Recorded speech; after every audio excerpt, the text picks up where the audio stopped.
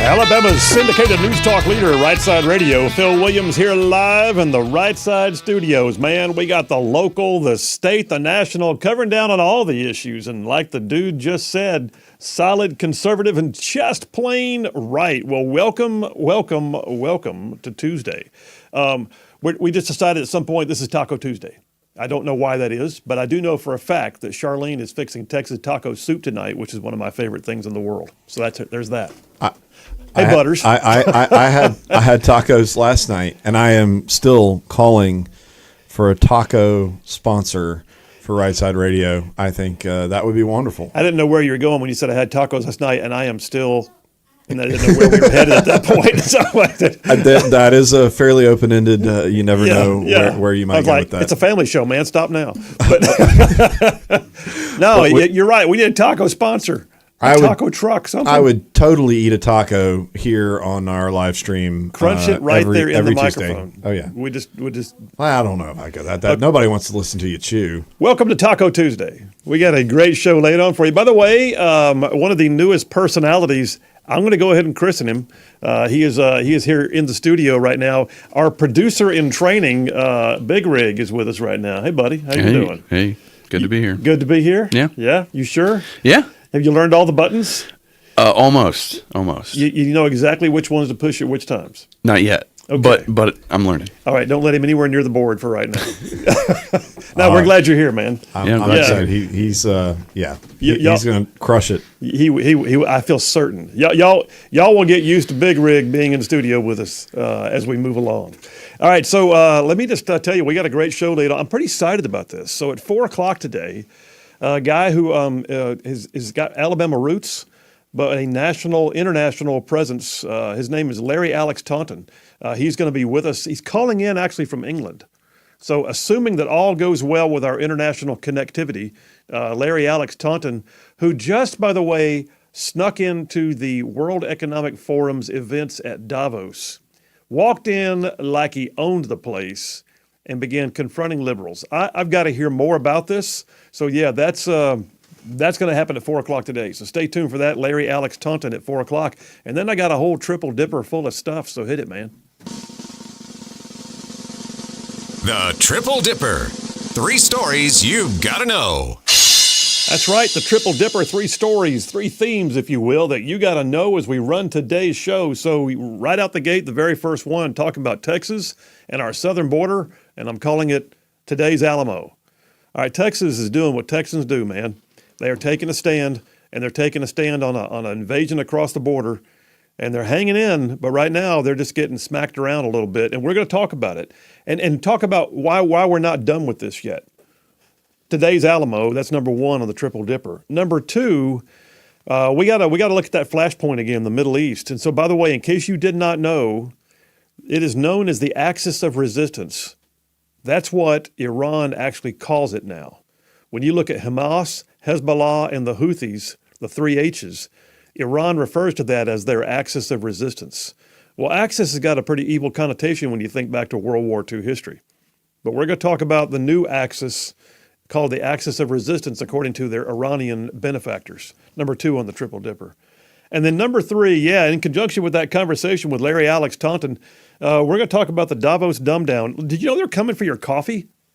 As all 3 of us, by the way, are sitting here drinking coffee in the Rightside studio, I put on Twitter this morning, you can have my coffee when you pry it from my cold, dead fingers. Thank you very much. But yeah, that ain't happening. Yeah, line considered drawn. Yeah, exactly. Don't even. You got that audio clip for later on too, right? I sent you one about the coffee. We're gonna have audio and a discussion, and then also Larry Alex Taunton calling in at 4:00. All right. Listen, let me move over here to my Rightside Way monologue, and I'll remind you guys that Southern Immediate Care, a chain of clinics that covers a huge swath of our overly broad listening area. Southern Immediate Care with locations like Gadsden, Anniston, Atala, 6 locations around the Birmingham area, 2 include their latest one in Helena. Southern Immediate Care, open 7 days a week, and they are the daily sponsor of the Rightside Way monologue, and we're proud to have them on the team. All right, so let me just stay. So we're starting to hear the usual catcalls right now from liberals who claim if Trump gets elected, I'm moving to Canada. Well, unfortunately for us, Snoop Dogg, Cher, and Bruce Springsteen, they didn't move last time they said it. Maybe we can pack their bags this time. But what a hollow and immature thing to say. I mean, it's like the political version of a temper tantrum. If I don't get what I want, I'm going to take my ball and go home. Well, here, let me help you with the luggage. But have you ever been to a foreign country? I mean, have you ever really spent some time walking the ground of another nation? I have. Whether military or civilian, I've had the opportunity to live and work and vacation even in multiple other nations, in this hemisphere and in others. And it's really a privilege to have had such a wide and varied view of the broader world. And I don't take it for granted at all. Truthfully, every time I've traveled, every single time, regardless of the place and time, I've always found things there that were attractive, they were unique, they were even things that I marveled at, thought special enough to take pictures and make some memories. But I have never traveled to another country and found myself wishing that I was a citizen there. I've never, ever once looked at another country and thought, I'd rather be a citizen of that country than my own. Not once. If anything at all, such travels have actually made me appreciate my own citizenship in the United States of America even more. And what's also funny is that it doesn't matter where you go in this world, people can tell you're not from there, you're a citizen of somewhere else. Sometimes it's easy, it's the clothes that we wear, the way we talk, or the color of our skin, the mannerisms and customs, the dietary habits. We're known more by where we are from than where we are at the time. And generally that's because we're not only accustomed to certain styles and behaviors, but also because we're proud of it. We don't mind sharing where we're from. I've also found many times in my travels that people are curious about life in the United States, even in what I would consider to be Western countries. I lived in England for 3 years. It never failed at some point a British citizen would say, well, what have they heard about? And listen, is it true that I heard that? I mean, recently I was telling a friend, we forget sometimes too how physically large the United States is. And in that same context of living in England, I heard a British weatherman once say that he came to America on vacation knowing that it was a big country, but it really struck him how big it was when he saw a national weather report. He said something to the effect of, back home I provide the weather report based on what is usually one front, two at most. In America, there can be a myriad of weather fronts all going on at one time. But y'all, it's more than just the sheer size and population of our nation that amazes people. I've encountered it in multiple foreign countries, Iraq, Afghanistan, Germany, France, Mexico, Panama, and more. They always have questions. We Americans often carry a mystique to the outside world.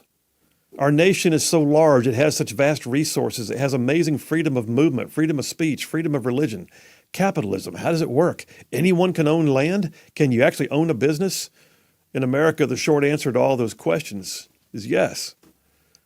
When I've walked the streets in and among the people of other countries, I have never looked with longing or had the desire to be a dual citizen of here and there both, not once. When I'm traveling abroad, I know and appreciate the fact that I'm a citizen of what to them is a foreign land, but it's where I call home, the United States of America.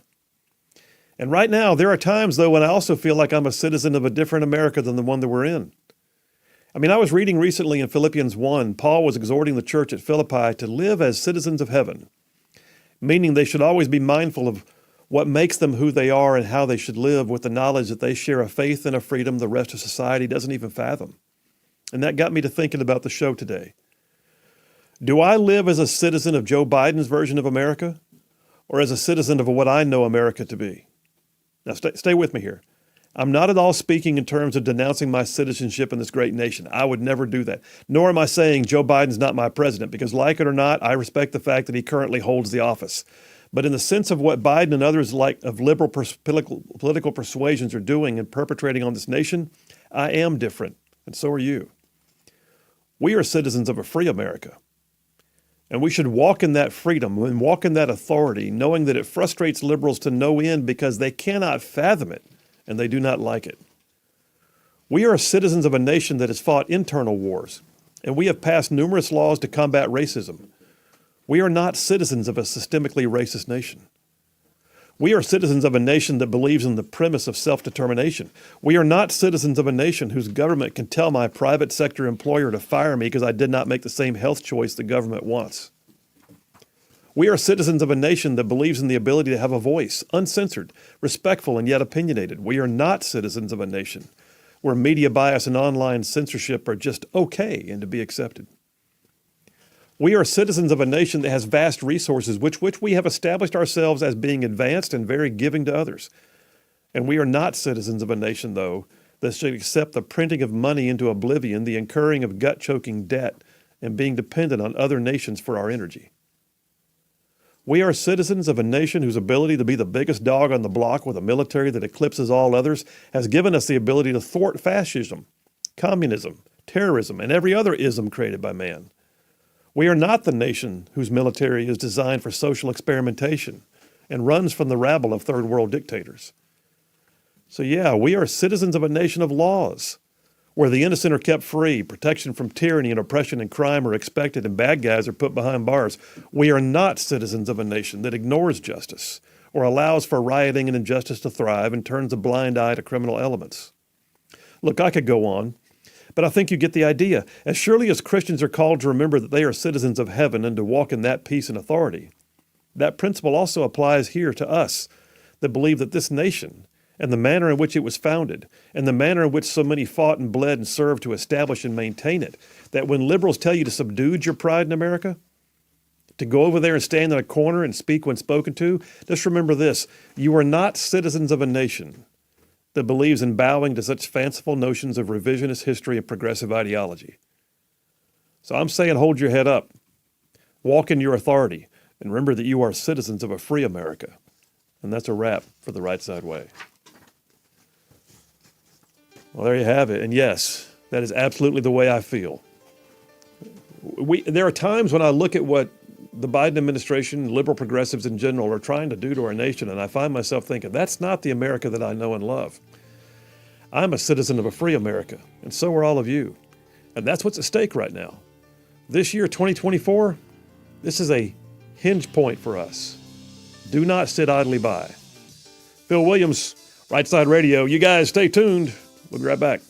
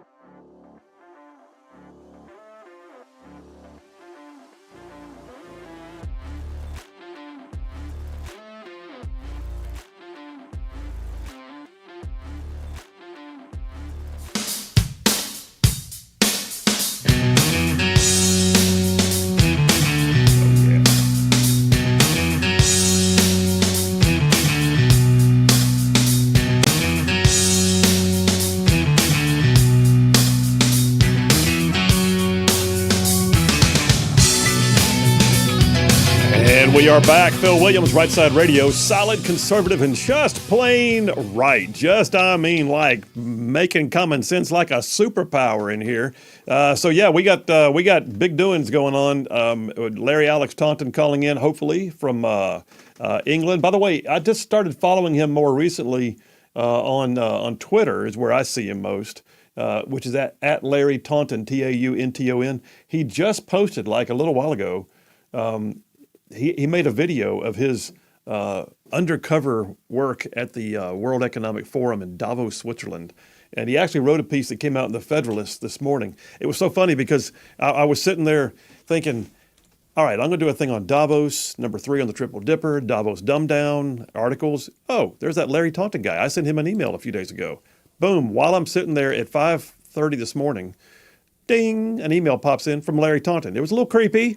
Sort of felt like I was being, stalked, but, nonetheless, we communicated by email, and he goes, I can call in today if you want me to. Well, let's just do that. So all said and done, we hope to have him on the show at 4 o'clock today. Text lines are indeed open, 833-687-4448. That's 833-68-RIGHT. You look like something's brewing over there. What do you got? You're going undercover next year, right? To Davos? Is that the plan? I'm for that. I'm all for that. Although I don't know how undercover you can be. You kind of scream American. So did he. I guess that's true. In fact, at one point he said, it's like any place else in the world. You walk around like you own the place. They assume that you do. So that's apparently what he did. All right. I have won that battle many times by I'll never forget sneaking into the Air Force showers at Bagram Air Base because they were so much better back at the beginning. It was tent city. Bagram was just like moon dust everywhere, and the Air Force is the only ones that had air-conditioned trailer showers. And I'm like, well, that's where I'm going. But they actually had a gate guard that prevented Army from coming in. So I just walked in like I knew what I was doing, and nobody stopped me. Until finally one day, of course, I wasn't wearing my rank insignia. And guy goes, hey, sir, I've seen you come and go. Are you Air Force? And I looked at him and he goes, never mind, enjoy your shower. I feel like that's kind of what's happened in D.C. Some folks walked in just like they own the place, yeah. And everybody just like, huh. And now they're passing laws. Yeah. And now we're like, wait, you don't belong here. Go figure. Hey, speaking of Air Force, so I just dawned on me right now. So Big Rig's sitting here in the studio as an Air Force vet. We got a Navy vet and an Army vet. All we need now is for the Coast Guard to show up and for a Marine to walk in, and we got it all covered. Oh, yeah. So you got how many years in you were an Air Force mechanic, you said? Yeah, Air Force mechanic. I was in the Guard, actually. Yeah. For about 2.5 years. That's the Air Force, dude. Mm-hmm. It's just not a full-time gig, but it's still the Air Force. I loved it. And you worked on F-16s, you said, right? F-16s, yes. Sweet. Mm-hmm. No engines ever fell off when you were working on them, right? No. Okay. There's only one to fall off on this. So that whole single seat or the single engine.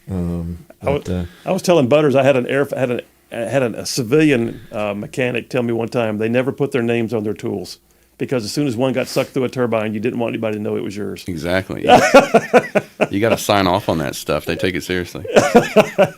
All right. So I appreciate your service, man. Oh yeah. All right, text lines indeed are open. I got about a minute. I'll grab a couple, and then we'll do a few more when we get back. John from Harvest says, Phil, awesome monologue. America is the exception, not the rule in the history of man. People can sometimes take what they have for granted. My hope and prayer is there are still plenty of people who both understand what we have here and are willing to speak up and defend it. Have faith and move to the sound of the guns. John in Harvest. That's a great text. I can go to break on that one text right there. I'll tell you what. Well, listen. TL from Huntsville did say, though, great monologue. As Benjamin Franklin has often quoted, it's a republic if you can keep it. It's decision time. The World Economic Forum says we will own nothing. Slaves do get coffee. Slaves don't get coffee. Fans or any of the other things that big government's trying to take away. Stay in the fight. Okay. I'm just going to go ahead and say we got some rowdy Rightside ruffians out there today. Yeah, I think they're ready for that dipper. I'm good for it, man. Bring it. Bring the heat.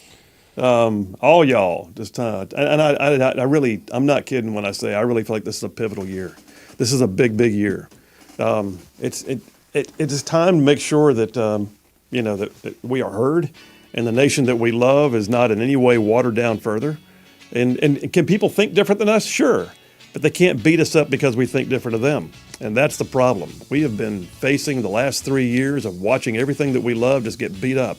And I'm for changing it. Phil Williams, Rightside Radio. Y'all stay tuned. We will be right back.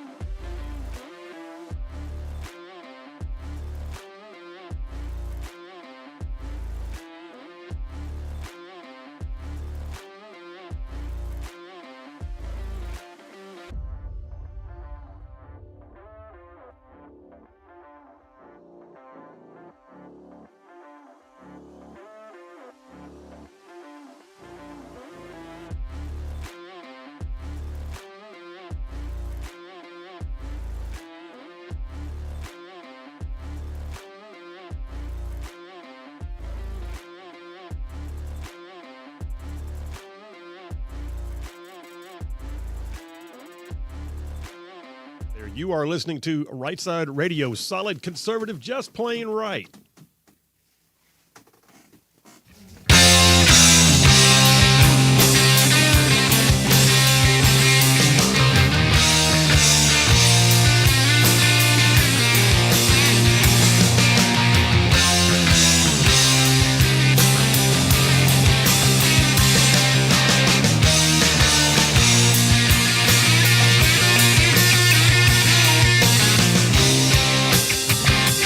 And we are back. Phil Williams, Right Side Radio, solid conservative and just plain right. Just covering down on some major ground across the northern half of the most beautiful state in the nation. This one right here, Alabama. I'm talking about y'all.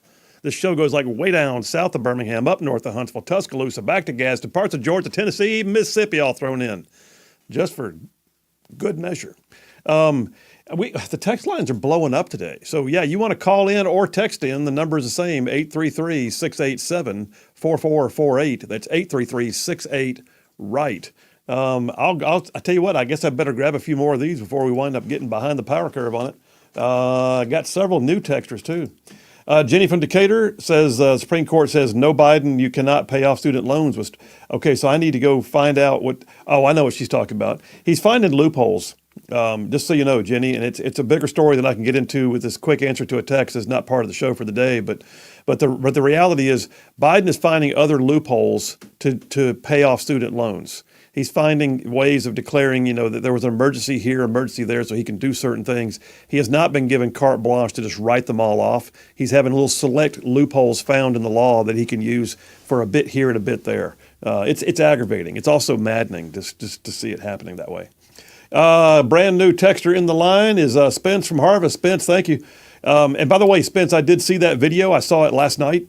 It's not part of the show today, but I think that's going to wind up being something we talk about here pretty soon. You're right. It was an awful situation that happened in a mall in England.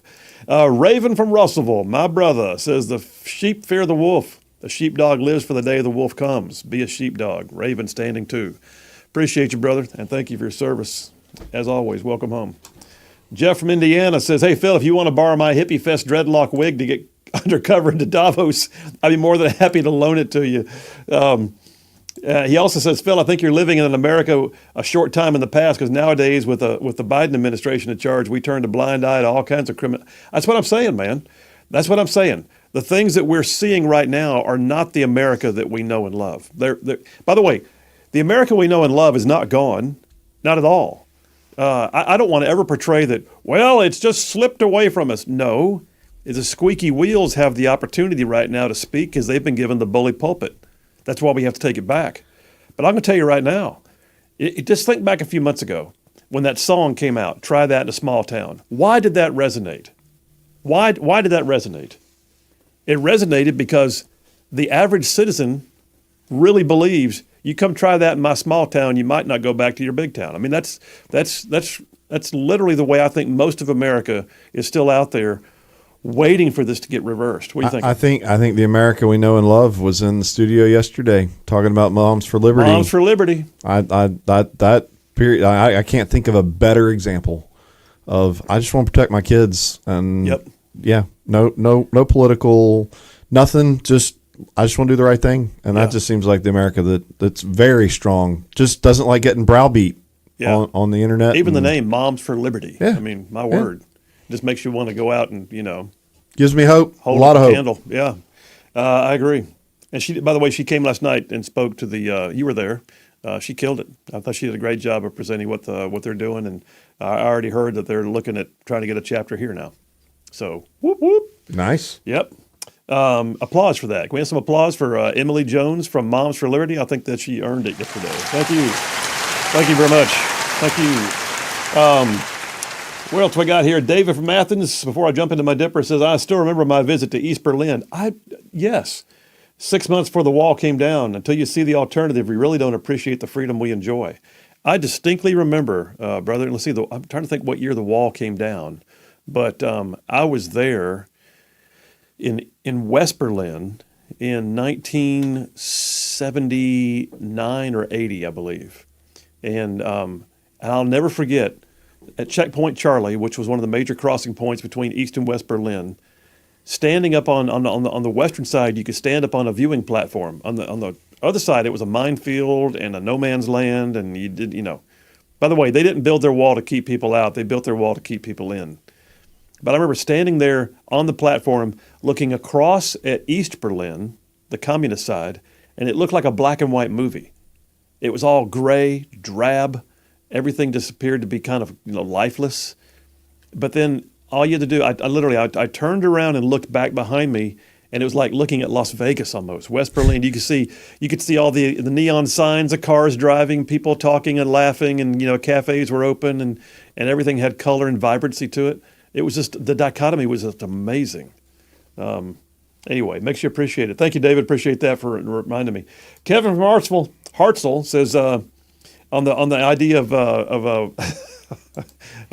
liberals saying they're going to Canada, he says, can we hold them to a verbal contract? Are we waiting for them to leave on a jet plane? Take Whoopi with you, he says. Jeff from Green Hill says, I'm sure these people who threaten to leave the country if Trump's elected would fit in with the government of Canada a lot better than they do here. By the way, there's a cool video out on Instagram and Twitter right now of Tucker Carlson leaving a voicemail for President Justin Trudeau, saying, yes, this is Tucker Carlson. Yes, just wanted you to know we're coming to liberate Canada. We are coming to liberate Canada. Thank you, that's all. And then left his voicemail. Nice. On the official voicemail for the Capitol. I think there are a lot of Canadians that would like to throw some of those folks out too. Eileen from Meridianville is brand spanking new in the text line. She says, I want Charlene's recipe for Texas taco soup. Listen, it's got all the goodness. I don't know how to describe it to you. And by the way, you also have to put corn chips in the bottom of the bowl and then pour the soup on top of it. Killing me. Can we end the show an hour early? Yeah. It's your show, Phil. Eileen from Meridianville, I will talk to Charlene and see if she is willing to give up her recipe, but I can tell you right now, for a bunch of Rightside ruffians, she would do it. We ought to have a Rightside cookbook. Holy cow. I'm getting carried away now. Are we going to do this, Dipper? I think you probably ought to. Otherwise, we're going to be a commercial here. Hang on, I got another text. Gary from Decatur says, Governor Greg Abbott of Texas just tweeted that the Texas National Guard will not stand down at Eagle Pass. Thank you, Gary from Decatur, for that great segue into Dipper number one. So I'm calling Dipper number one today's Alamo. And by the way, I want to point out something. There's a whole lot being said about the Supreme Court yesterday ruling against Texas. And it did. It did. Make no bones about it. They did rule against Texas for now. That's the point I want to make. So Lawyer Phil talking here for a minute. What we were looking at there was not a ruling on the merits of the case. In this particular case, the one we're talking about is when the Customs and Border Patrol came and cut down wire that the state of Texas had put up to block illegals from crossing the Rio Grande, the state sued the federal government. In this case, it was actually the state suing the federal government as opposed to the feds, suing Texas. So, story here, this one came off Texas Tribune. U.S. Supreme Court on Monday ordered Texas to allow federal border agents access to the state's border with Mexico, where Texas officials have deployed miles of concertina wire. This is not the Eagle Pass situation yet. This is an isolated instance of we put up a barrier, you just cut it down. Why would you do that? Your job's to protect us, and yet you're cutting down barriers. Here's the thing. It says the order, first of all, did not explain the judge's decision, so we don't know what they were thinking per se. We can glean some things. We can interpret, but they did not give a written opinion filled with all of their facts and law that were cited as the grounds for which they made their decision. It also says in this article, and it's correct, it says, for now, it effectively upholds long-standing court rulings that the Constitution gives the federal government sole responsibility for borders. I disagree with that. This is a liberal rag that wrote this article, but it is correct when it says, for now. Here's the thing.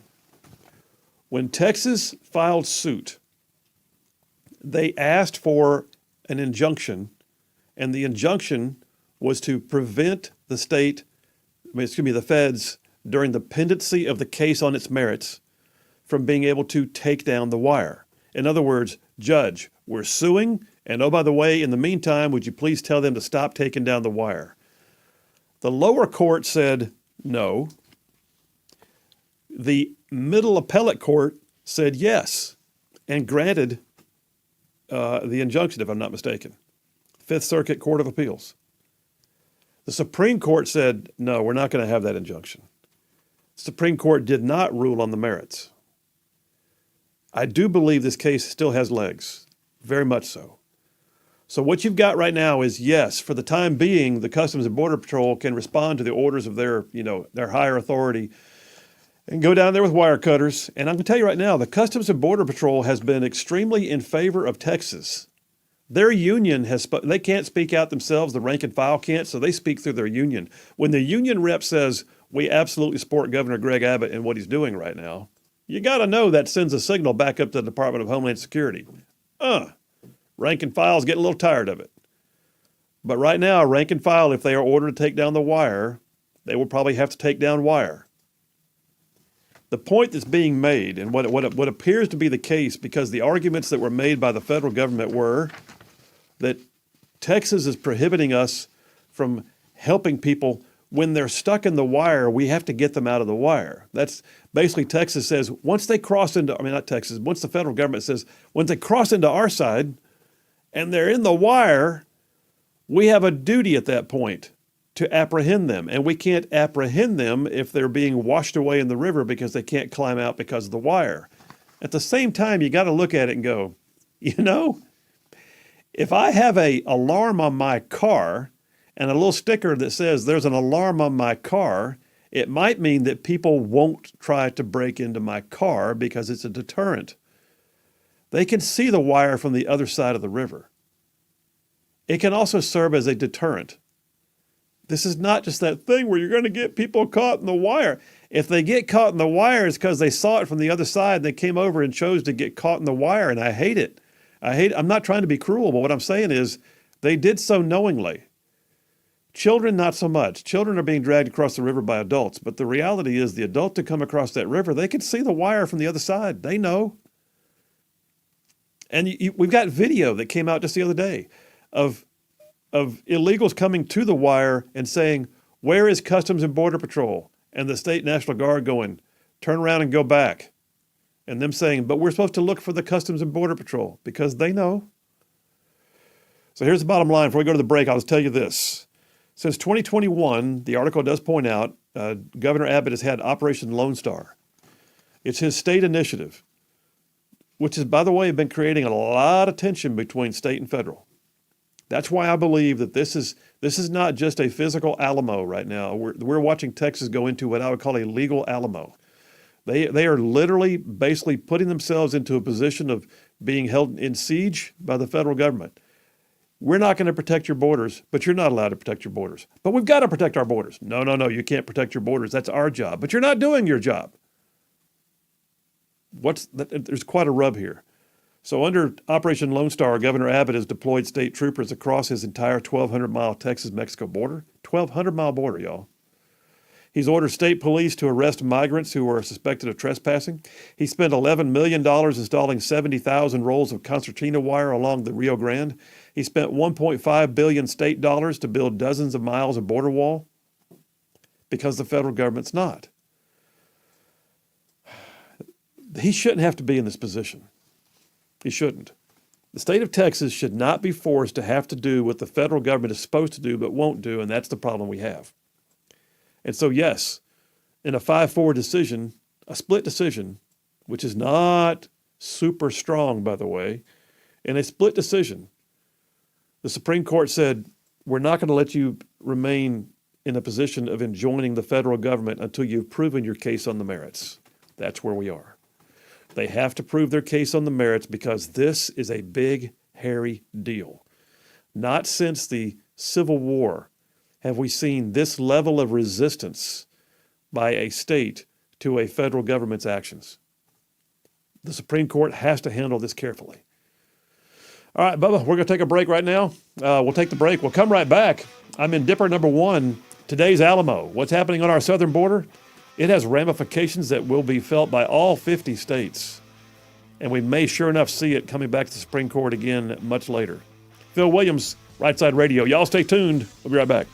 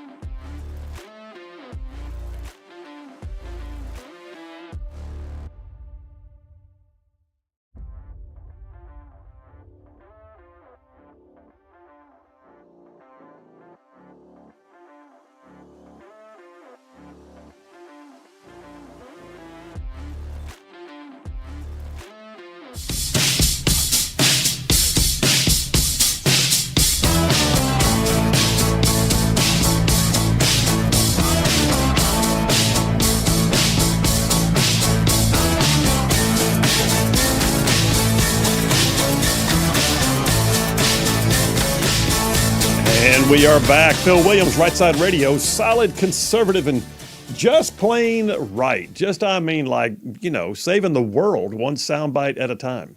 All right, so we're in Dipper number 1, which apparently has hit a nerve because the text lines are going ballistic, man. I'll grab a few of these before I get too far behind. Brian from Decatur just texted in and said, could the state of Texas just move the wire inward further away from the actual border and bypass this order? It is to defend its own state. Hey, you know what? That's an interesting thought. Can they step back a little bit? They'll be on private property, so they need to have the permission of. Yeah, like could the state get an easement on someone's property to go ahead and build a wall about a quarter mile inland? Based on my years of living down there, I don't know. They really need to do anything but ask. Yeah, that's probably true. Yeah, buddy, you build that wall, I'll name my next child after you. Go ahead. I bet they would. Bert from Owens Crossroads says the Texas border is a true case of the failure of the Department of Hopeless Security. Yeah, and by the way, that impeachment of Mayorkas, I believe, is going to be happening any day. I expect the articles of impeachment to really begin moving. And some folks say it's been taking too long. I'll just tell you, I have tried numerous cases before a jury, and I know that you just don't go forward until you're ready. We're not going to do some of these Nancy Pelosi-style impeachment proceedings where, we'll just pass that bill later and find out what's in it. No, we're gonna see it done and done right, and I hope they get it done soon, though. John from Huntsville, Butters, you need to make some loaded tacos filled with butter, sour cream, and maple-flavored bacon. I just don't. I love maple-flavored bacon, by the way, but I don't know that we can put that in a taco. It sounds like a breakfast taco. Okay, now I'm getting super hungry. All right. Tracy from Athens says, I second the vote for Texas taco soup. Okay, all right, man. I'm burning through this entire segment just on text alone. Daniel from Tullahoma says state sovereign right to defend itself, and that's true. And Raven from Russell again says, I don't want to fight, but my oath compels me to defend the Constitution from all enemies, foreign and domestic, and I will if necessary. I love my country. Stand by, Raven. Steve from Trinity. The Biden regime claims the razor wire is keeping the border patrols from doing their job, but what's their job on the Mexican side of the razor wire? Yeah, I agree. So let me jump in here real quick. I'll tell you this: Attorney General Ken Paxton from Texas, he did respond to the Supreme Court, and he made it clear. He said, and I'm quoting, "This fight is not over. I look forward to defending our state's sovereignty." A part of the broader text says, from his own press release, Attorney General Ken Paxton of Texas said the Supreme Court's temporary order allows Biden to continue his illegal effort to aid the foreign invasion of America. The destruction of Texas's border barriers will not help enforce the law or keep American citizens safe. The fight is not over. I look forward to defending our state's sovereignty. Now listen, we're going to come back after this break and talk a little bit more about this, but I'll just tell you right now, Eagle Pass is literally ground zero. Ground zero for and by the way, I thought the Eagle Pass Park, when I saw some of the headlines, I thought this was a small, just a river cross or a boat launch park. It's a 47-acre park. It's 47 acres that they have now cordoned off, and because it was just like a illegal immigration funnel in some way, something about where it sits on the Rio Grande, and it's got a golf course, and it's got a park where they hold festivals and all kinds. I mean, it's part of the hub of the citizens' ability to enjoy their community in Eagle Pass, and they've not been able to enjoy it, and so the state government, Texas, came in and basically told the Customs and Border Patrol, go away. You are not allowed in Shelby Park anymore in Eagle Pass. That, my friends, is the next battle that I see coming up. And it's going to be, and I don't mean like a battle like, lock and load, stack magazines and straighten out the pins on your grenades. What I am saying is this is the place where we're going to see where the will of the political involvement is, and we're also going to see the legalities of it come into play. Phil Williams, Rightside Radio, today's Alamo. Y'all stay tuned. We'll be right back.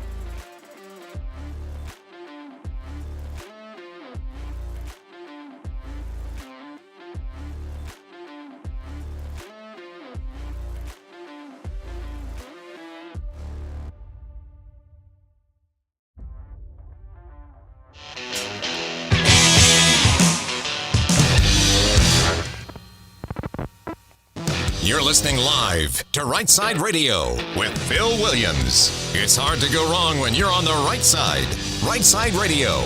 Solid, conservative, and just plain right.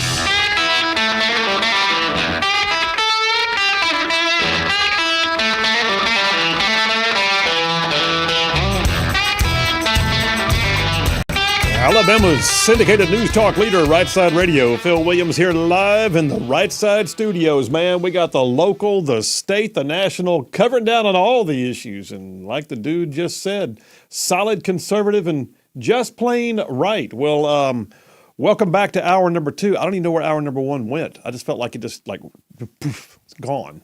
Just, okay. I think it involved maple bacon tacos or something. Oh, it got me 1 hour closer to the Texas taco soup. I do know that. Oof. Oh, my gosh. If she changes her mind and doesn't fix it, I don't know what I'm going to do because my heart is like set on Texas taco soup right now. Well, I hope Just she's saying. listening right now. Oh, she's listening. She's my groupie. She's my favorite. She's my biggest fan. And I'm hers, so it works out well. Speaking of great folks out there that we all love each other, Rayson from Hawaii is texting in. Rayson, I'm glad you're out there, brother. I hope you're doing well. And my thing's buffering. Here we go. It says, Brother Phil, we must show and discuss these illegal immigration issues with our illiberal family and friends and love them by sharing the facts. He's right. Tell them, speak truth to power, man. Thanks, Rayson. Glad you're out there, buddy. Wiley from Gunnersville says, given the dereliction of duty that Mayorkas is guilty of, as well as Biden willingly allowing the open border, is there any crime the left can commit that rises to the level of treason? Currently, it appears not. Yeah, I mean, keep in mind, you have to be tried for that. And in this case, each one of those guys that you just cited has what the law would call substantive immunity, meaning they made a decision they thought was the right one to make. We didn't like it. The question is it treasonous? Not necessarily, but dereliction you can prove. And I think that's where they're headed with Mayorkas, is they're looking at a dereliction of, like nothing has gone the way it's supposed to go with him at the helm. And I think they absolutely have the ability. And he's lied to Congress multiple times. But you've also got to have a judicial branch that's willing to chase that, right? And actually do that. On the impeachment side, you don't. On the impeachment side, it's purely a legislative branch taking care of its own business. If they bring up treason, then yes, that does become something that's probably going to wind up being judicial. Now, had there been I'm chasing a rabbit now, but had there been an adjudication of treason, they could immediately impeach and remove from office because the conviction exists. In this case, they don't see it, but they can sure see dereliction. And they can also say, and oh, by the way, you sat there and said the border was secure. You know it's a lie. I guess what I'm getting at is if they're not going to go after and they're going to buy the idea that, well, we don't know where that big bag of cocaine came from with Hunter Biden, then, they're probably not going to chase that and really try to. No, I don't think the Department of Justice is really going to work with us on stuff right now.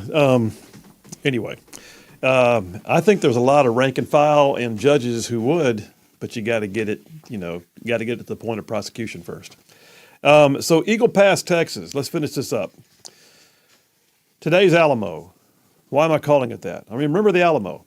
The Texas fight for independence from, Mexico. At the time, or establishing itself as a separate republic, really back in the day. But when Texans and others who went to their aid stood in the Alamo against an overwhelming force, they did what they had to do, but they laid the foundation for what became Texas, which also became one of the greatest states in the greatest nation on the face of the earth. They established themselves. They put a foothold in place. It was a battle that did not appear winnable at the time, but it was one of those battles that galvanized a movement.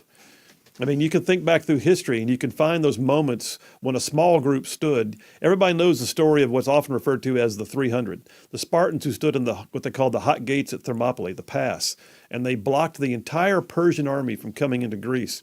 Did they lose eventually? Yeah. Did they also galvanize the independent city-states of Greece to coalesce together in one force and then beat back the Persians later? Yes, they did. And there are historians that say that one battle, those 300 men who gave their lives, they became the catalyst that created what we now call Western society. Had we not seen those 300, the Persian army which is Iran now, by the way, the Persian army would have marched across and taken so much more ground in Iran would be, most of the known world. All that to say, today's Alamo. Eagle Pass. I don't know if Eagle Pass is going to wind up being the Alamo. I don't know who's going to blink first. I don't know if maybe both sides are not going to blink. I understand the federal government saying you can't do that. I get it. I mean, I remember, and I was so frustrated watching when Seattle was just on fire during the Summer of Love in 2020. You had protesters calling themselves Antifa and some Black Lives Matter that were setting up what they called autonomous zones. The Chaz and the Chop, remember that? The Chaz and the Chop are autonomous zones. And the city of Portland would do nothing. And in that case, it was just the opposite. The Trump administration was saying, I'm going to send in federal forces if you don't restore some order to that city. Now, he did send in federal troops, actually they were FBI, to the federal courthouse in Portland and Seattle because they were attacking it. Some of my favorite scenes from those riots came out of those defending the courthouse moments.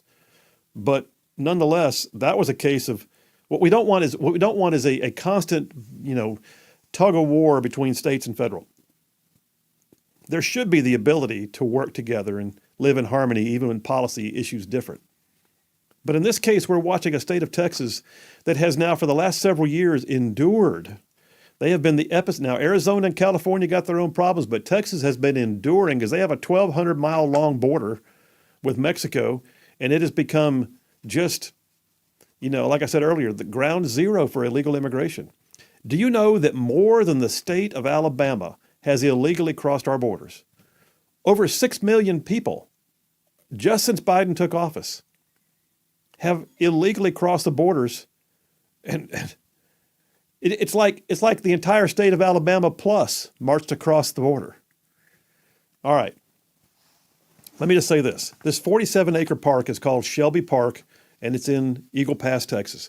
Eagle Pass, Texas is a town about the size of Gadsden, where Butters and Big Rig and I are sitting right now.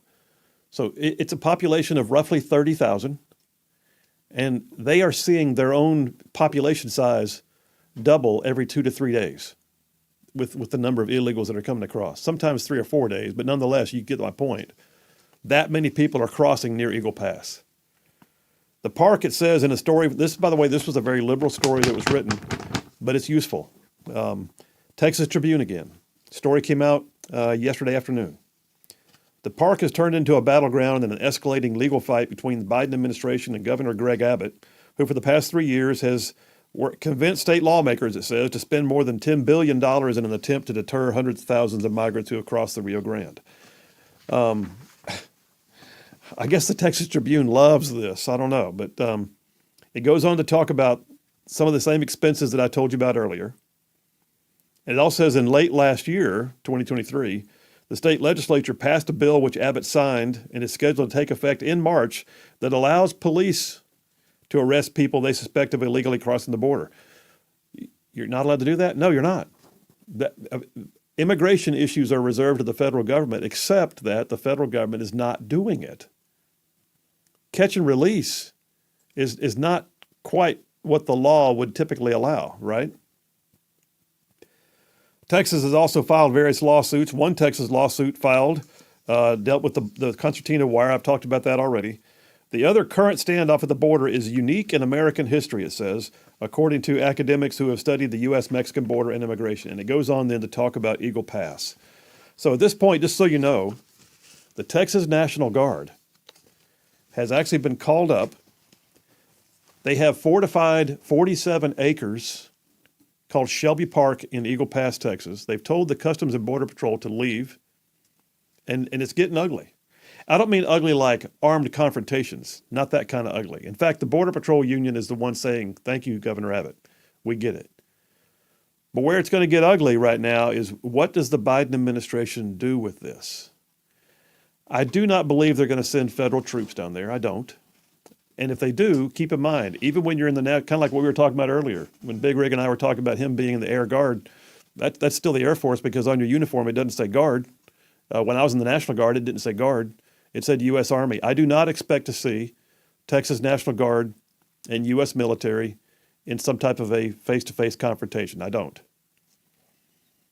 I do expect to see an army of lawyers. I expect to see this thing get rushed through the courts at some point, like no delay, we got to get it done, partly because I believe the Biden administration is worried about the election, and they know that if Trump comes in, the issue automatically goes to Texas. And so I think they're going to try and push this thing as quick as they can. What you got? I'd just like everybody to wrap their head around the fact that particularly the citizens of Texas are paying lawyers from Texas to defend against lawyers that they're also paying for at the federal level. Yeah. So that's the fun when you have government suing government. Well, you make a great point. In the Alamo, there were also a lot of civilians. There were some of family members of soldiers and militiamen, and right now in Eagle Pass, Texas, it's the civilians in the middle, the taxpayers in the middle, who are watching all this happen to their country. I will say this: you got to wonder what's going on with the local government, and apparently the local government decided not to take action. In this same article, before I finish this segment, I'll just tell you this. Eagle Pass, Texas, it's being said that the mayor said this is not something that we wanted, and they probably didn't. They didn't want this. I think this article is misconstruing things a little bit because it points out that during a 3.5-hour public meeting at City Hall, the 4-member city council, that's how small this town is, 4 members in the city council, voted against taking any legal action against the state of Texas to try and reclaim the park. In other words, it's their park, but they decided they weren't going to. Now, they may have been doing that partly because it's expensive for the small town to try and take action. I get it.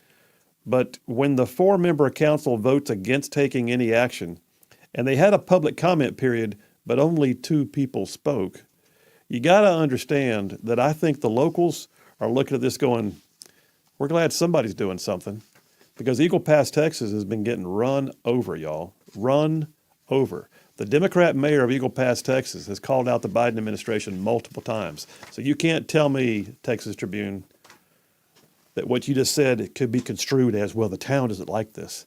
I'm pretty sure the town's okay with this. They wish it would all go away, but I think they're okay with it. All right, I'm going to call that Dipper 1, today's Alamo. Do not ever for a second think that this is not going to wind up having ramifications that move forward. The only thing that could stop it from having legal ramifications is if the Trump administration is able to take over before this thing gets determined on a legal basis. Yeah. All right, more to come. We're switching gears, though. The axis of resistance. Y'all stay tuned. We'll be right back.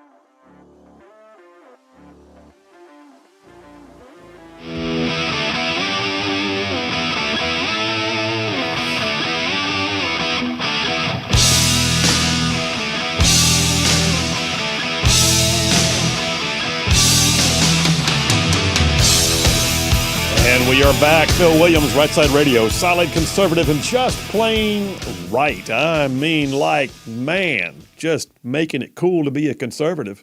Hey, I'll tell y'all, by the way, and Butters, the lovely Charlene just texted in. She is listening. She's happy to share her Texas taco soup recipe.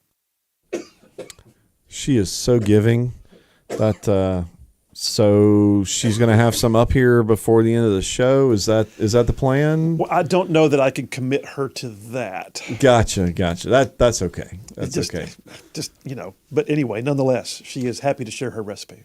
Well, that is awesome. We will look forward to getting that out there. So that sounds like you may go viral on Twitter with that. So just saying. I think it's fitting too that is the dinner for tonight. It's Taco Tuesday, and I just did the whole first section on Texas, today's Alamo, and I'm having Texas taco soup tonight. It better be spicy. By golly. All right, hey, we're switching gears. By the way, you know what? I got to get some text messages. This has been like Text Central today. That's okay. I opened the lines up, right? Danny from Pinhook, Alabama, says Texas needs to put a border inside the federal border. Tell the feds to defend their portion. Texas defend the inside. Let scouts figure that out. Okay. Kevin from Hartselle says defend against foreign and domestic. There you go. Andrew from Tony, Alabama says Supreme Court just took away our state sovereignty with this ruling. No. It's just, well, you may have missed I'm not going to redo the whole thing, but I gave the legal implications of what that ruling was, and it's not a ruling on the merits, man. It's just saying that you can't enjoin the federal government until you've proven your case further. Marcus from Huntsville, Butters almost sounds surprised that our country is paying for both sides of a battle, LOL. So I'm not surprised. I'm just trying to make sure that everybody's wrapping their head around because I've seen it here at the local level. Yes, we have. Gary from Decatur says, I saw a meme on Facebook last night that claimed that troops from Fort Bragg have been activated to go to Texas. Can't verify. No, I don't think so. If it was a meme, it certainly wasn't worth exploring. But no, that would have been front page headline news. I don't think so. And I'm certainly not saying that it's what it is, but if I were, let's say, a third-party nation that wanted to instigate dissension and influence the way people think, I'd probably throw some memes like that out there on social media. A little psyop action. Something to be aware of as you're jumping on social. Be aware. Get the facts. Bob from Madison said, spent 2 years in Berlin, 77 to 80. Here's a photo of the wall near Checkpoint Charlie. Man, yeah. You know what's funny is how the western side allowed people to walk alongside it and paint it and do all the things. And you can see if you look at that picture, you can see the no man's land and that plowed ground in the middle, very likely a minefield, that plowed ground. Plus, that plowed ground also lets them see footprints. Anyway, thank you for your service, Bob. We appreciate that very much. Tracy from Athens has said, woohoo, I think about the taco soup. And then, okay, let's move forward. I'm going to intro this dipper right now, and I'm going to develop it more after the next break. But let me just start by saying this. The flashpoint we have in the Middle East is really disturbing in many ways.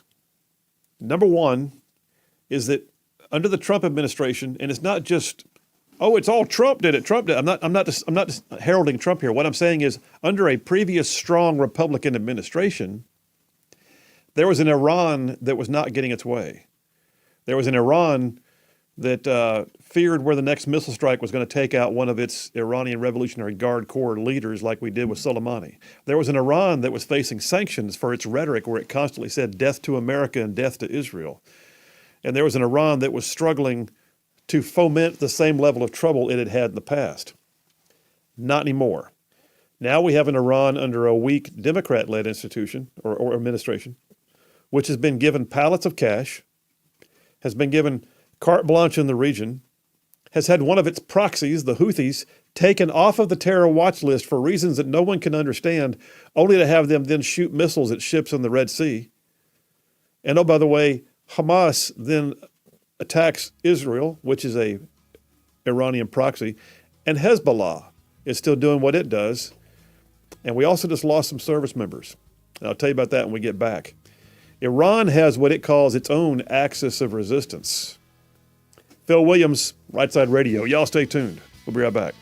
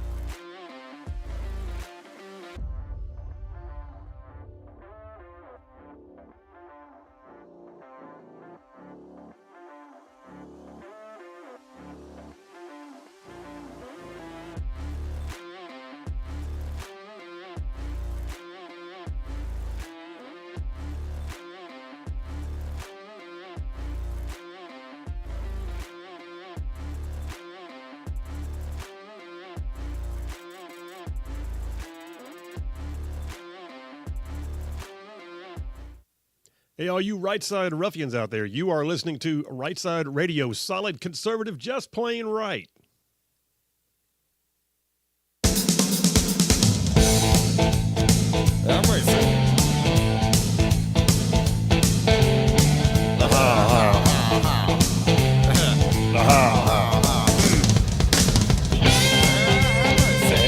are back. Phil Williams, Rightside Radio. Solid, conservative, and just plain right. Just covering down on some major ground across the northern half of the most beautiful state in the nation, Alabama.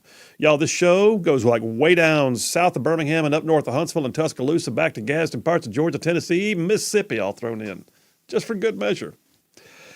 Well, hey, listen, let's talk about what's happening in the Middle East right now. You may or may not be aware, but Iran is the hinge point. Iran is the central figure in the vast majority of the unrest that we are watching right now. Is Iran guilty of everything? No. But keep in mind that during the Trump administration, we also had the onset of what was called the Abraham Accords. We were watching peace break out with negotiations between Arab nations and Israel like we had never seen before.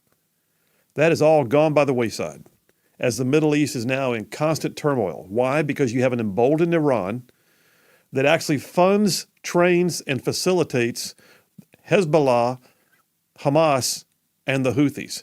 Now, keep in mind, these are proxies. These are not nation states. They're like nations within nations. So Hezbollah actually owns basically a ton of ground in Lebanon, which is on the northern border of Israel. Hamas basically is the controlling faction for a part of the Palestinian Authority's ground, in this case Gaza, which is on the eastern or western side, of Israel. And then to the south, a country away, but still choking off part of the Red Sea, is the country of Yemen, where the Houthis have an incredible amount of ground that they own and control within the nation of Yemen. It's absolutely nuts. It's like governments within governments. Sometimes they get a wink and a nod from the true government. Sometimes they're at odds, but they still maintain their own control, and the government has no ability to do anything about it. And meanwhile, it's Iran that's fomenting all of this. Iran could care less about sovereign borders. They want influence. And they're going to use that influence for what? Why would you go and fund something like Hezbollah in Lebanon? The only reason why you would do it is to foment trouble, and you don't want your flag on it. So if you want to create friction and influence, but you don't want your flag to be in the middle of it, then you get your proxies to do your bidding for you. And you continue to tell them, we'll send you more money. We'll send you more arms. We'll give you all that you need. Go get her done. And they do. Now, what we just had happen, by the way, and I gotta pause before I go any further and talk about what's happening with Iran and this axis of resistance, they call it, with the Houthis, Hamas, and Hezbollah. And I gotta make note of the fact that we just lost two Navy SEALs. So we've had a number of troops in contact in Syria, Iraq, and then of course our naval forces in the Red Sea and work in the Middle Eastern regions. But we just officially had the declaration that they are presumed dead, and now we know their names. So Naval Special Warfare Operator First Class Christopher J. Chambers was 37 years old, and Naval Special Warfare Operator Second Class Nathan Gage Ingram was 27 years old. They went missing on January 11th. Story here from the Daily Wire. The SEALs were climbing onto a vessel while conducting a nighttime interdiction mission when one of them was knocked off by powerful ocean waves. Following protocol, the next SEAL jumped into the water to help rescue him. Both were then missing in action. They did a 10-day search. I saw Dan Crenshaw did a pretty epic post on Twitter. You may recall that Congressman Crenshaw, he's the guy with the patch. Congressman Crenshaw himself is a decorated Navy SEAL. I don't care what you think about his politics. The man's military was pretty legit. And truth be told, I agree with most of his politics too. But Crenshaw was pointing out, how this all went down, talking about these two SEALs and talking about, what it means that we lost them. But he was also pointing out the fact that they shouldn't have had to be there doing this. What they were interdicting, by the way, was a vessel that once it was seized was found to be carrying Iranian-made missile systems and guidance and propulsion systems bound for the Houthi rebels. So basically what we're seeing right now is the Biden administration's inability to deal with Iran is resulting in an emboldened, and they refer to it as axis of resistance. Now, keep in mind, Iran is close to being a nuclear nation, too, by the way. If you're going to give some of that mess to somebody, who do you think you're going to give it to? Somebody like your axis of resistance, right? The last thing we need is, at very least, a dirty bomb being carried by the Houthis, Hezbollah, or Hamas. But just to go ahead and rub salt in the wound, this is going to blow your mind. Iran, the leading state sponsor of terror, is scheduled to lead the United Nations Conference on Disarmament from March 18th to the 29th, and again on May 13th to the 24th. Story here on Daily Wire came out yesterday. That makes oh, jackassery thrown in just to liven things up. But yeah, so there it is. By the way, the IAEA, the International Atomic Energy Agency, has recently stated that Tehran has actually stockpiled enough enriched uranium to make several nuclear warheads. We believe that they are potentially nuclear capable now. And they have been thwarting inspectors. They have been not allowing access. And yet they're going to be the ones leading the United Nations. It's just further proof, in my opinion, the UN is just a worthless organization. You know what? If you want to go feed people and talk about things, that's great. But don't pretend when you put people like Iran in charge of, the UN disarmament conference. Anyway, that being said, we're facing an uphill battle with the current administration and with the United Nations having, no help whatsoever. But just so you know, we just launched more strikes. So it was up on the screen a moment ago here in the studio as the Pentagon was giving a daily briefing.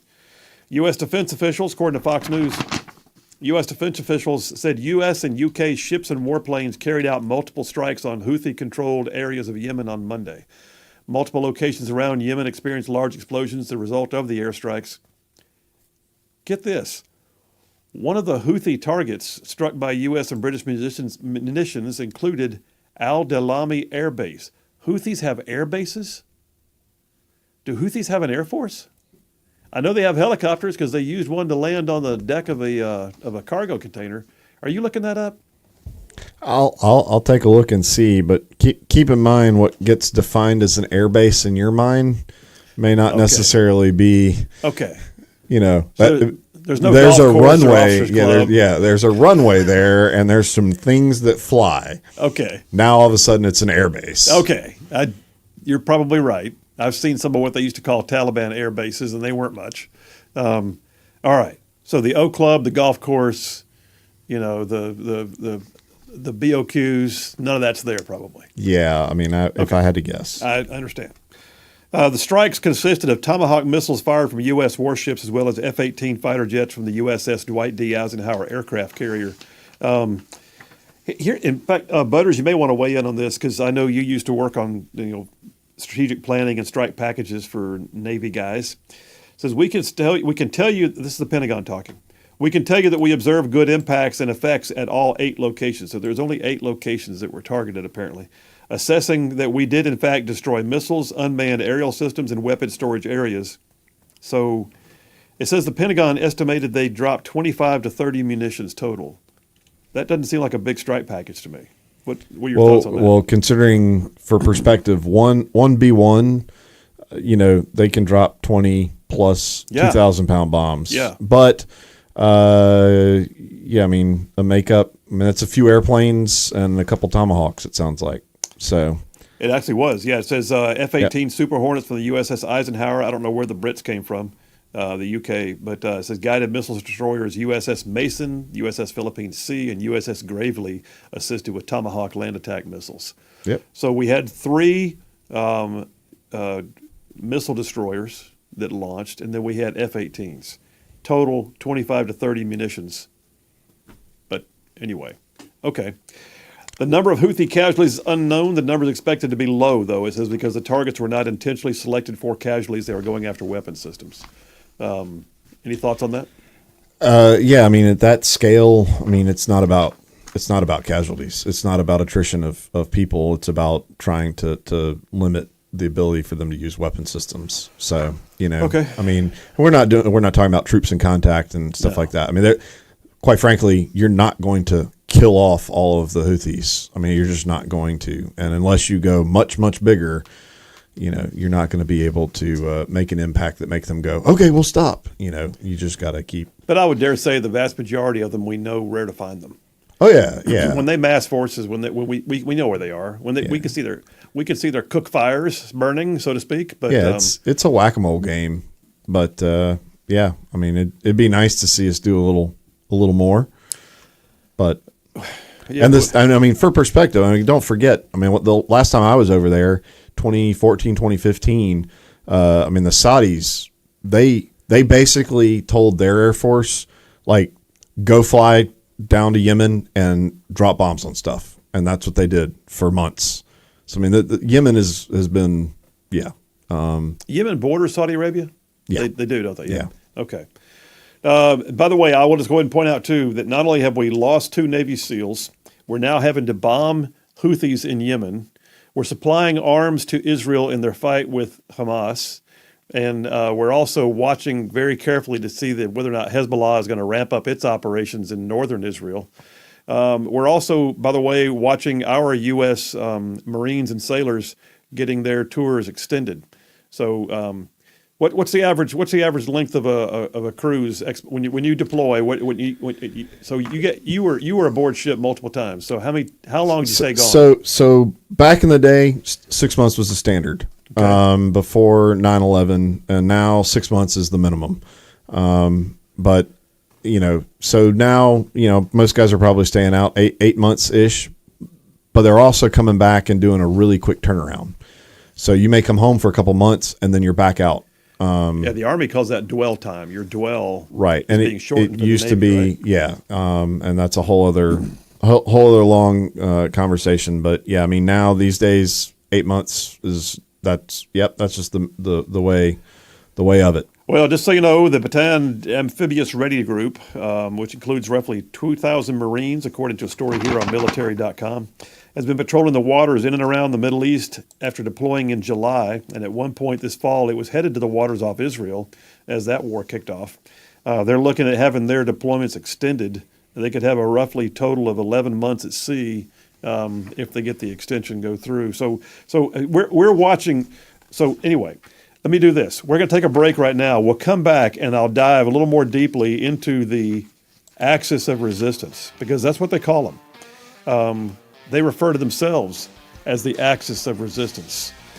I gave you some of the groundwork of what U.S. troops are having to do and endure, and even some of the losses we've suffered. The UN is no help whatsoever because they're putting Iran on the, disarmament council. At the same time, the axis of resistance is out there. Stay in tune. We will be right back.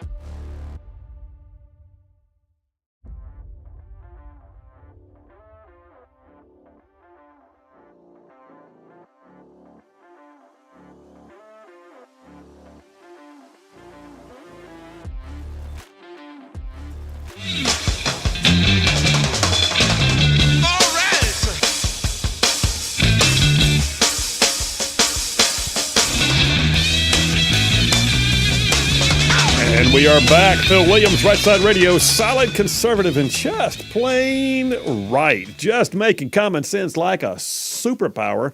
Don't forget, coming up top of the hour, if things go the way they are supposed to go, we'll be getting an overseas call from Larry Alex Taunton. He's a guy with Alabama roots who is just recently snuck into the World Economic Forum and exposed some liberalism. We'll talk to him about it when we get on the line with him at 4 o'clock. Right now, I got a call. Is that Sparky from Harvest? How you doing, brother? Liberalism in the World Economic Forum? This is my shock face. I can't see your shock face on radio, but I can imagine.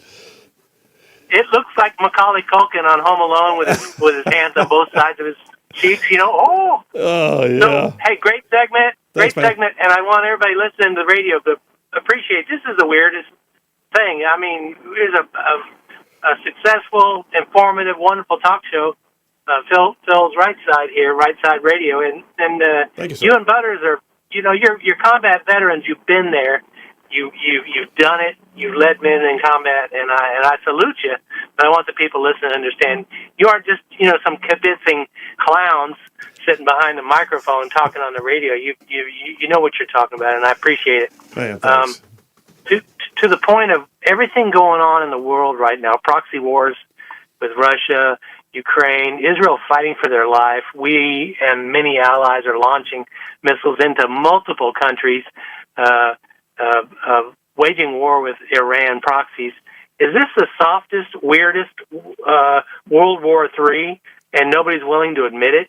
Certainly, nobody in our federal government, or they're too busy, going on vacation on Martha's Vineyard or God knows what. This is the weirdest thing.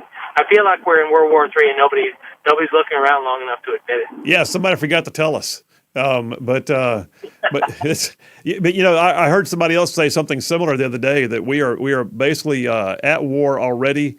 We just haven't declared it, or for that matter, even tried to pretend it. We're just doing it.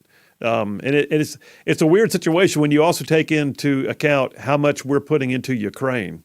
So, we got Abrams battle tanks and Bradley fighting vehicles and U.S.-made drones and F-16s and F-18s all being sent to Ukraine. And so basically we're funding and fueling that war. And then on top of that, we're helping field what they need in Israel. And then, oh, by the way, we're personally bombing the Houthis in Yemen. It's madness right now. It is crazy. And I tell you what, I'll do anything I can. I've worked with Israeli Air Force people on work I did with the military and the missile world. And I love those guys and gals. Ukraine, I'm just not sure.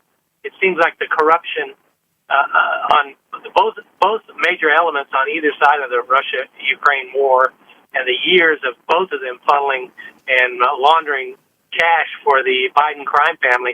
I don't want another dime going in that direction. If we're going to wage war with Russia, let's wage war with Russia. But what's going on right now is even more expensive, and it's more costly to our dignity and our standing in the world, in my opinion. What's going on right now with those clowns. Yeah, I don't disagree with that. And when this war kicked off, I said that this was a watershed moment. It was potentially the war of our generation, and I was absolutely in favor of just whooping the Russian bear. And you and I both grew up in an army that goes back to the Cold War era, when the Soviet Union was who we postured our training after. But at the same time, we don't have a plan. I mean, and I said that multiple times. The thing that's so frustrating is it's like there's an open checkbook with no plan. What level of investment should you give when you don't have a plan for how you're going to execute? And that's literally what we're seeing right now in Ukraine.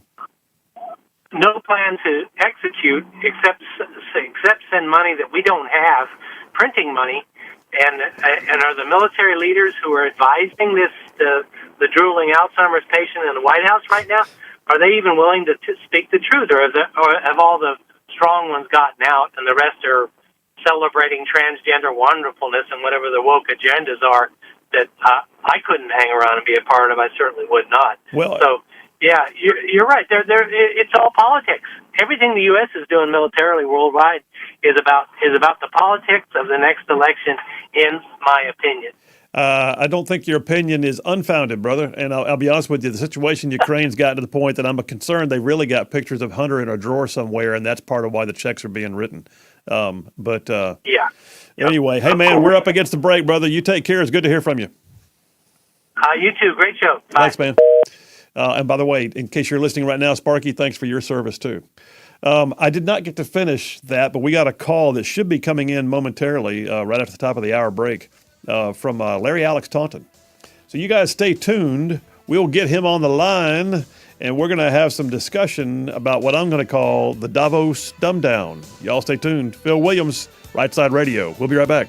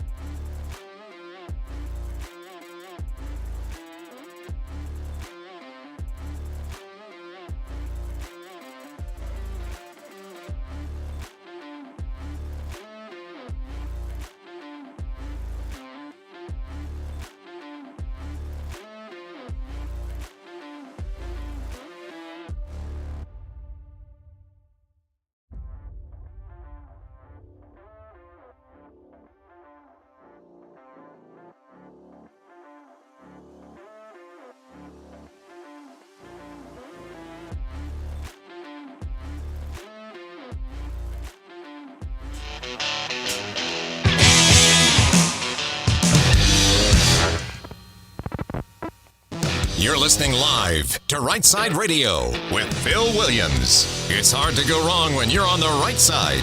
Rightside Radio. Solid, conservative, and just plain right.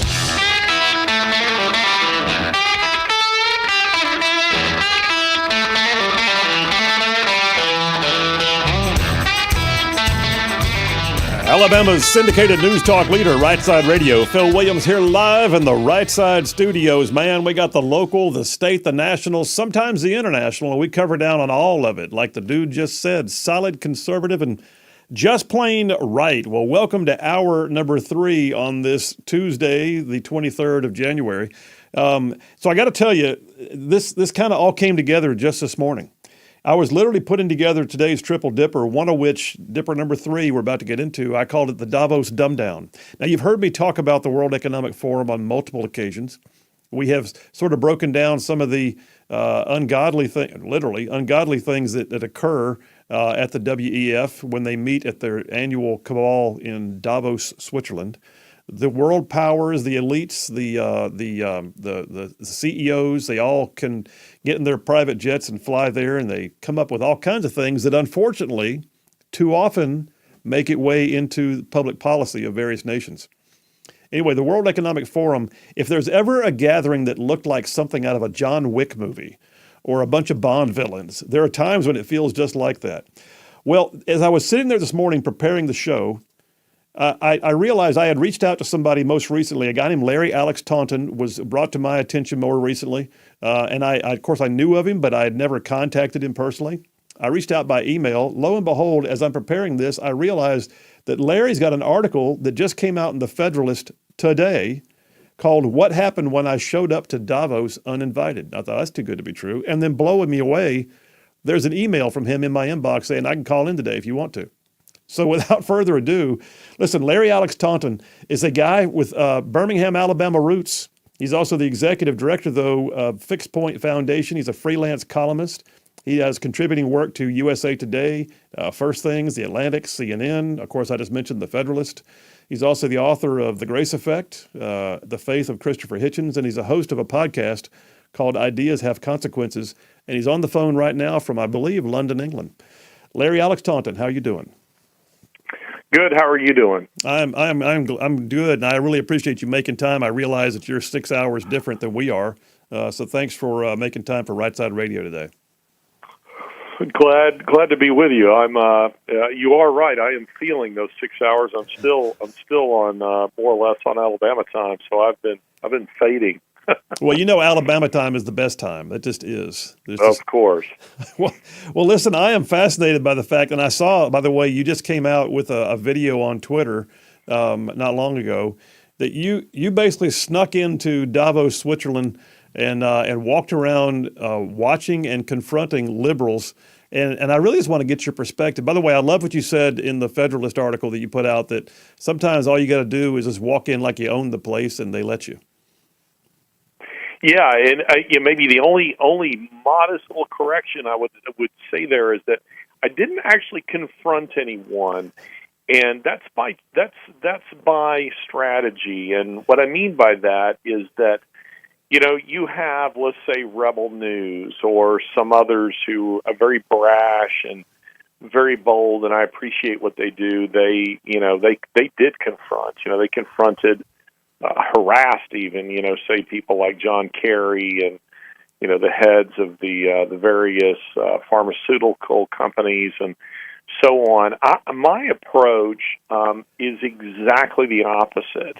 I just pretend to be another WEFer, and that's the way they say it. They don't say the WEF.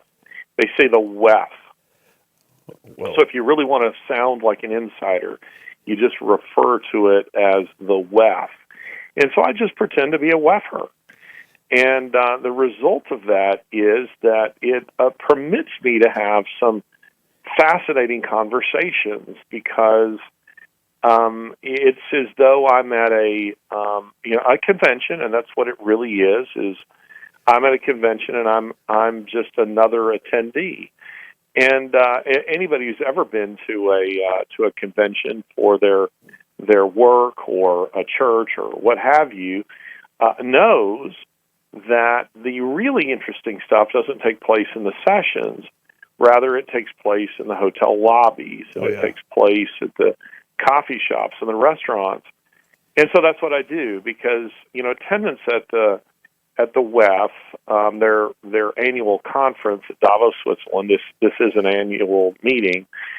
It's incredibly expensive. It can run into six figures, and that's because you have to have first of all, you have to be a member of the WEF, and then you have to pay all the conference fees, and that's tens of thousands of dollars on top of tens of thousands of dollars, to say nothing of the cost to actually go. So I do boldly walk into some of the meetings. Indeed, it's quite funny. I was chatting with former UK Prime Minister Theresa May and the former Prime Minister of Portugal and so on, who just assume I am one of their devotees, but of course I'm not. Well, so when you were there, let me ask you this: the perspective from the outside looking in, as someone who is conservative, and is that there's a lot of what I would call cockamamie ideas that come out of here. I mean, everything from the world needs to convert to eating crickets as opposed to beef, and there's the latest one is we need to get rid of coffee. But is there anything? Did you find yourself going, well, that's worthwhile? The public needs to know they're actually doing some good things over here, or was it just a inside the bubble kind of a constant echo chamber of ideas that the rest of the world's going to roll their eyes at? Well, I would put it this way. I would say that most of the presentations, there are a lot of them that are going on. Most of them would not offend you. Most of them they might bore you, but most of them are benign. And this, I think, is part of their strategy, meaning it's a lot of do-gooder, sort of stuff that they might have a session on, conflict resolution, one on sustainable farming, one on immigration. The one that I attended with Theresa May was on, ending human trafficking. I mean, who could be opposed to these things? But that's not at core who they are. And so I liken it to that final scene, Indiana Jones and the Last Crusade, where you have the Holy Grail, a good thing, which is disguised, hidden amongst all these fake grails, which are bad things. They'll kill you, but there's the one that's good. Well, in this case, it's reversed. They hide their real agenda, which is a bad thing. It'll kill you. I mean, they do want to kill you, with all these good things that seem harmless enough, and so it gives them cover for who they really are. Well, so your conversation with Theresa May is in the article in the Federalist, and I would point people to it. It's a great article. Interesting conversation you had with her, just kind of briefly, that she began to sort of shrug her shoulders and move away to the next topic. But let me ask you this: was there any one thing that when you were there you thought, well, that's the most outlandish thing I have ever heard spoken by a person? Whether it be a true speaker who was allowed to keynote something, or it's a conversation you had in a coffee shop. Well, I think the most outrageous thing that they are about, and they recognize that it's not the sort of thing that a lot of people want to talk about. It's not palatable for most people, and that it's not going to win in any friends. But it's depopulation. They believe that the planet needs to be reduced. The human population on the planet needs to be reduced by about 7 billion people. This is an obsession for them, and this is in the latest episode. We just produced a little documentary that you can find on my YouTube page, Ideas Have Consequences, Larry Alex Taunton. You can find it also on my Twitter. It's, about a 45-minute, little documentary that'll fascinate you. That's just me sneaking into some of these places, and they're meeting up in the Alps, and they are like Bond villains. I mean, they're just like Bond villains. Klaus Schwab has this sinister, Yeah. sounding German accent, and he looks like, Donald Pleasance's or Telly Savalas's, Ernst Stavro Blofeld. The only thing he doesn't have is he's not petting a cat. But otherwise, that's what he looks and sounds like. And they have the same kind of swagger. That is to say, the same kind of arrogance characterizes these people. That they, I call them the HOA from hell, because they have this same kind of officious manner that your HOA president has, who wants to lecture you about recycling and where you can and can't park your car, and how it's your responsibility to bring the pigs in a blanket to the next exciting HOA meeting. Except theirs is a global ambition. You see, they want to tell everybody in the world what to do. So these are the same people who are pushing open borders.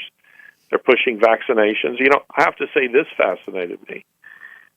Vaccinations came up frequently, but in a way that I found quite astonishing. Now, whatever your opinion on vaccinations, that people are listening to us, whether your opinion is that vaccinations are wonderful or that they're deadly, the fact is there is a very real public debate over vaccinations and everything surrounding them, from vaccination mandates to the number of so-called booster shots and on and on. Right. When they would come up at the WEF, there was never any acknowledgement that there was any debate whatsoever. So you kept waiting for, if I'm whatever side I'm presenting, if I'm presenting anywhere on vaccines, let's say I'm pro-vaccine or I'm anti-vaccine, whatever position, I have to give some kind of, for it to be credible, I have to give some kind of acknowledgement that there is an opinion that's contrary to my own and address it. But they don't. Yeah. They just act like, it was kind of like, this was I was in Stepford and everybody's smiling and everybody is of the same opinion. Oh, did we lose him? Larry, I think we may have just lost your connection. Well, he was calling from London, England, so that could be part of it. Wow. Okay, I tell you what, Larry, if you can hear me, just want you to know how much we appreciate you calling in. Folks, that was Larry Alex Taunton, who is from Birmingham, who has a podcast called Ideas Have Consequences, but he's also a contributor to major publications all over the nation. And he's also the executive director of an organization called Fixed Point Foundation. And Fixed Point Foundation has done some amazing things with having debates between things like atheists and deep Christian apologists. And it's really, is he back on the line? Did we get him back?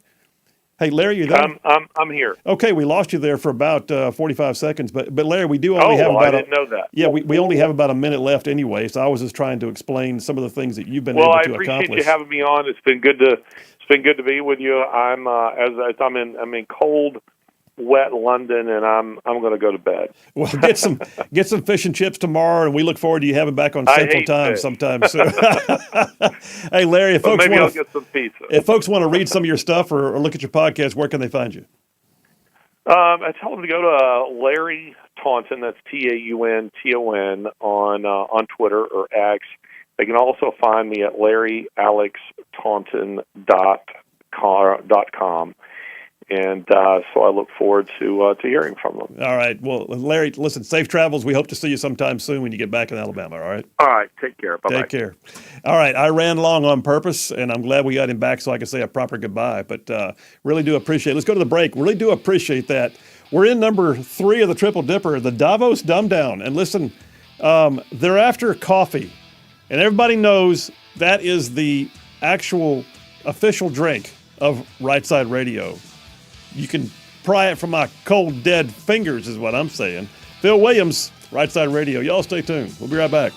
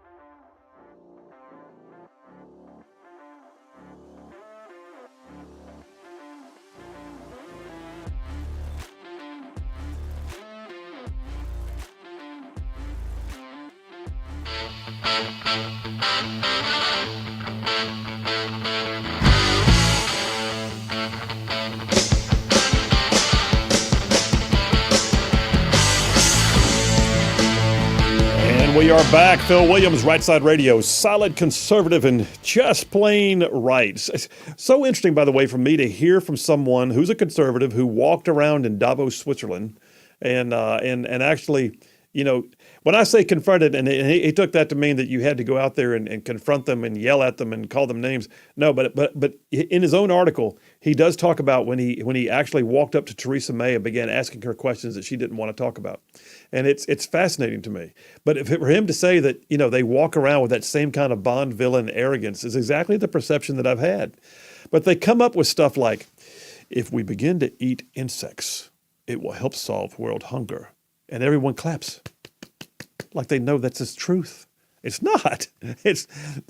Listen, you know what? In a pinch, come the zombie apocalypse, if I can't shoot a deer, I may eat insects. I've been trained to do so. That is not going to be what I'm going home to tonight to find in my Texas taco soup, just so you know. That being said, they also recently had a strike against coffee. And I thought, this shall not stand. You got that clip? All right, audio clip number 1, a speaker at Davos most recently wants coffee gone. Play it. We'll be having our coffee before the session, and you raised the coffee example. I'd love just to give you the chance to expand on that. Basically, the coffee that we all drink emits between 15 and 20 tons of CO2 per ton of coffee. So we should all know that. This is, every time we drink coffee, we are basically putting CO2 into the atmosphere. One of the reasons is because most of the coffee plantation, or most of the coffee is produced through monoculture, and monoculture is also affected by climate change. The quality of these nature assets is deteriorating quite rapidly. Listen, I don't know that guy. I don't even know who his name was. I know. Let's all serve our coffee. Sometimes I like to just even smell my empty coffee cup. It just has that goodness in it. But listen, you can have my coffee cup when you pry it from my cold, dead fingers. That's all I'm saying. The official drink of Rightside Radio is indeed black Java. It is best, I believe, when actually drank black. But that's just me. But what? What do you? What? That is the dumbest, most ridiculous. And he sounds so confident and serious. Like he's saying that with a straight face. He also sounded so pretentious. That was the most ostentatious, pretentious, fallacious, salacious argument I've ever heard for doing away with something that the rest of the world wants. That should be a Saturday Night Live skit. You're like, I don't Maybe it was. Maybe we've been duped. Maybe that was a clip from Saturday Night Live. We just didn't know it. Just saying. I need to go get a cup of coffee. You know what? Dump some CO2. Let's both get a cup of coffee. Big Rig, you want some coffee? Let's get some more coffee. Coffee. Take our coffee. Forget that. Take a flying leap, man. The world runs on coffee. Phil Williams, Rightside Radio. More of that. We'll be right back.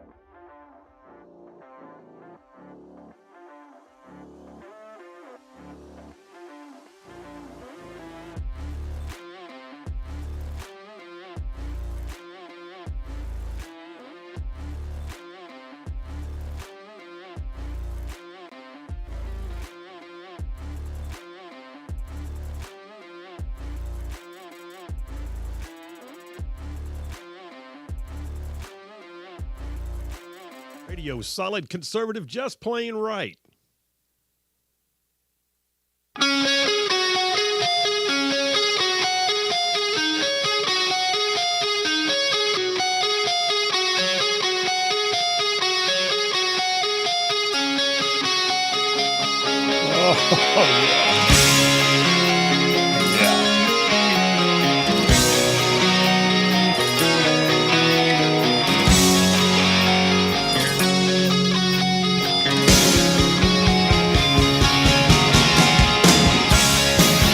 And we are back. Phil Williams, Rightside Radio. Solid, conservative, and just plain right. Just covering down on some major ground across the northern half of the most beautiful state in the nation. Look at it while you're on driving home. I'm telling you, it's beautiful. Alabama. Y'all, this show goes way down south of Birmingham, up north of Huntsville, Tuscaloosa, back to Gadsden, parts of Georgia, Tennessee, even Mississippi all thrown in, just for good measure. Hey, by the way, I'll tell you who else covers a lot of ground is our friends at Southern Immediate Care. Southern Immediate Care, a chain of clinics that covers a huge swath of our overly broad listening area. Southern Immediate Care opens 7 days a week, y'all. I mean, you get sick on a Saturday morning, what do? Wait till Monday? No. You head on down to Southern Immediate Care. Locations like Gadsden, Anniston, Attala, 6 locations around the Birmingham area. And they are, I think the most recent one was in Helena. And I hear there's more coming. And I'll be honest with you, Southern Immediate Care, this is who I use. Yes, it is. And not because they advertised because I was using them and I was satisfied. And I went and said, I could talk about y'all. Would you be willing to come on? And they said, yes, they would. So Southern Immediate Care, owned by our Rightside ruffian, by the way, just there for you. So if you need medical attention, every time I've walked in the front door of a Southern Immediate Care facility, it's been clean, friendly, professional. Yeah, you check them out. You need something medical, you look them up online, find the location nearest to you, head on down there. While you're filling out your forms, tell them you heard about it on Rightside Radio. I would appreciate that. All right, let me go. I'll tell you what. I've got another clip. Listen, I'm gonna. This whole thing about the Davos dumb down. They want you to be lemmings. All right. They want you to be sheep. They are determined to dumb you down to the point that you just accept that what they say is so good. You need that. I need that. I need to be told. I need to be guided. I need to be instructed by someone who has my best interest at heart. And surely you social engineers at the WEF can take care of me. Well, they want you to believe that. They do. Even to the extent that they'll tell you that eating insects is much better than eating beef. And oh, by the way, they'll also try and tell you that putting diapers on your cows is going to be necessary. Otherwise, we got to get rid of your cows. I mean, all these things keep coming out of World Economic Forum meetings. They've got another one. You got that second clip, Bud? All right. So Butters has got the second clip that I pulled. This one's a little bit longer, and I may wind up like stopping it at some point talking. But this, and I don't even know what her name is either. This is a forum, a panel discussion being held at the World Economic Forum, in which she basically says what we need to do is to have the ability for government to turn off people's appliances, turn down their air conditioning, and power down their houses and suck energy back from their EVs in order to maintain the grids that we need. Play that thing. Let me just tell, in September, we had a peak summer heat event. California had its peak demand for electricity on September 6th.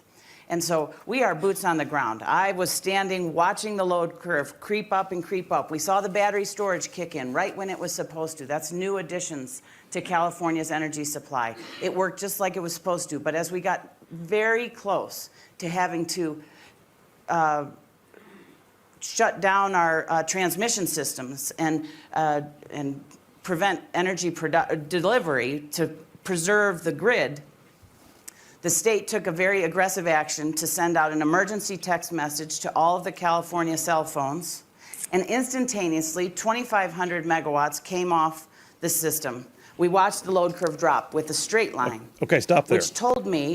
All right, first of all, I do not have any beef at all with the state saying the grid is being stressed. Would you please consider turning off unnecessary appliances? I got no beef with that at all. You know what that is? That's people going, oh, shoot, I left the lights on in the basement. Go turn that off. And let's turn the thermostat up a couple of degrees and see if we can help out.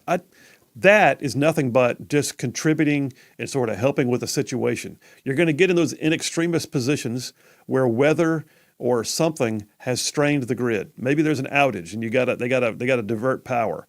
All said and done, I don't mind that piece. Where she goes next, though, is a whole nother story. This is at Davos most recently. Play it. And reaffirmed a hypothesis that I have, that demand management There with you modern go. technology can be automated. We shouldn't have to send a text message. It worked. But It you saves the basically grid. said, guys, switch off your aircon. Yeah, Stop boiling it a was kettle. an No emergency more tea. message that said, yes, please reduce your usage. Right. And Californians responded because they're good citizens. But what it says is that could be automated with smart devices, Wi-Fi communicating devices, and electric vehicles. As a power resource, bi-directional power resource back to the grid would be even an additional asset that was what I would refer to as anyways economics. People have already purchased the electric vehicle. It's an investment anyways. Get its full value by putting its power back to the grid. And all See? of that can be automated. Technology can enable that. This is a technology that has never been available in all of our years of delivering energy and electricity you in hear it? particular to the people of the world. We can now Guess I'm not a manage good demand citizen. and have the right use at the right time, not just conserve, not just right use use. less, but instead smooth out the demand curve and have distributed Stop. variable I can resources. no longer that can- stand her babble. All right, so here are some terms she used. Wow, what the buzz terms mean. This is at Davos, Switzerland, the World Economic Forum. This woman is apparently working in some capacity for conservation of resources in California. Demand management. Okay, first of all, you don't typically manage demand. Now, you can send out that text and ask for a voluntary, reduction in usage. Demand management is going to imply that they are streamlining who gets it and who doesn't. That's what that is. When you're managing, you can manage the resource, but you can't manage demand. The only way you can manage demand is by basically curtailing who's allowed to have it.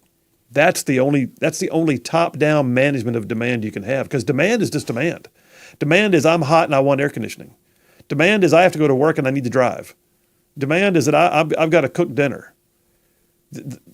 You don't manage demand. Okay, the next thing she said, demand management can be automated. What does that mean? Well, that means the system has now been programmed so that when you reach a certain peak curve in demand, they can begin to dial you back, automated. The system automatically goes, demand has reached X point, we need to reduce it down to Y point. And the system then begins to curtail. How do they curtail? She used another term. Did you hear it? This is all coming out of the World Economic Forum. Bidirectional resourcing. The heck does that mean? Bidirectional resourcing. You know what that means? That means they can take it back as easily as they can give it to you. Yeah, I Are didn't, you hearing this? The investment understanding that she has of you bought that electric vehicle and why don't we get the full investment? That's just made up. There was a story that came out, and I had it on this show about a year ago, that in California, a proposal was being made that if the grid was strained, they could have the ability to then draw back from people who are charging their vehicles. In other words, you charged up your vehicle to, let's say, 75%. They can reach back in and draw it down to 25% and suck that energy back into the system. I didn't know you could do that. Do they give you a credit? Doubtful. Yeah, they leave the tooth fairy leaves $1 under your pillow, I guess. I don't know. That woman's that's insane. Hang on, it got better because one of the things that she, the inside words became the outside words. And where it all comes down in the quick analysis of that jibber jabber was she used the term, it all boils down to determining what is the right use. You know what that means? They get to determine what's right. Well, and when you pair that with something that really jumped out at me, and the Californians were good citizens. Oh my gosh. They were the good citizens because they turned off their air conditioning. They suffered for the rest of us, who, by the way, have a system which is so strained because they have shut off their coal burning plants.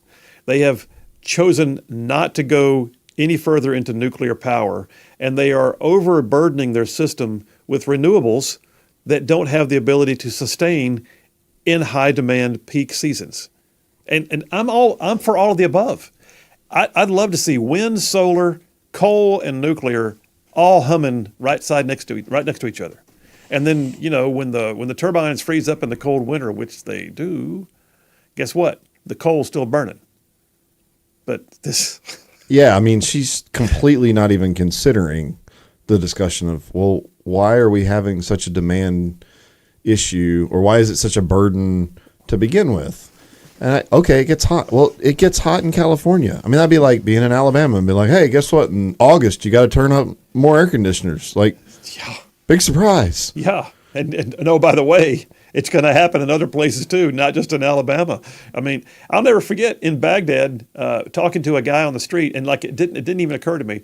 We were talking about the rolling blackouts in Baghdad, and he said, Major Williams, we like air conditioning too. And I thought, well, that's probably true. Yeah. I mean, but 128 degrees in concrete hell of Baghdad. I mean, you're going to want air conditioning. Well, same is true in Alabama. Same is true in California. And if we're going to have elites flying off to Davos, Switzerland in their private jets, with a huge carbon footprint, by the way, to then sit and postulate about the ideas of demand management being automated with bidirectional resourcing because they determine what is the right use. Folks, that's the World Economic Forum in a nutshell right there. Listen, I'm going to wrap that up right after this break, as we're going to wrap up the day right after this break. Let's take the last break of the day there, Butterman, and we will get moving. And oh, by the way, sitting in studio right now is our producer in training. Big Rig is sitting right here with us, and we'll have you more on the mic as we let you start handling the buttons here pretty soon, bud. All right. We'll do it. Phil Williams, Rightside Radio. Y'all stay tuned. We will be right back.